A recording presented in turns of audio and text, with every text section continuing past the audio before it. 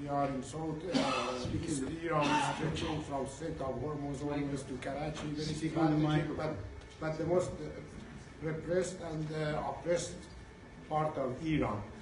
First of all, I thank Mr. Fakhr and Congressman Laura Baker and Ted Poe for sponsoring this important timely conference.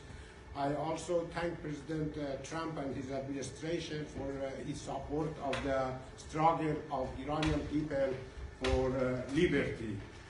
And of course, you know, I'm as an American lawyer and also as an Iranian lawyer, I looked at the draft constitution. I think it's a good first step, but it needs further deliberation.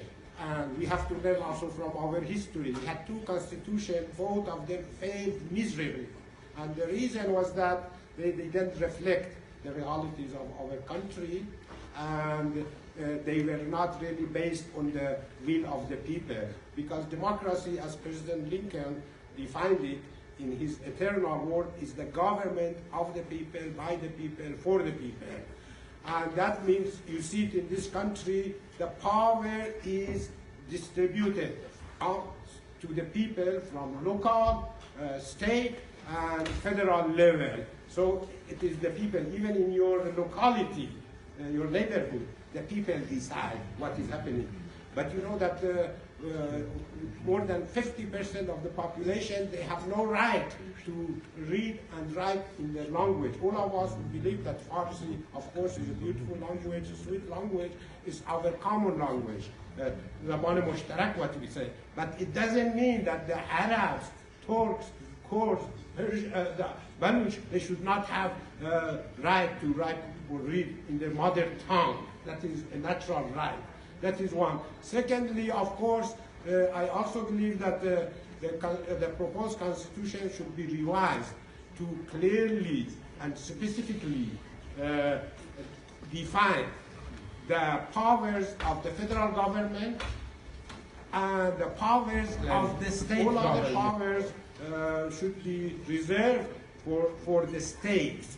And you know that at the same President Trump, the most powerful man in the world, he cannot change the president, the mayor of Washington, because that guy has been elected by the people. So nobody in Tehran should tell Baluch how to run their affairs inside their province, Baluchistan, if we are going.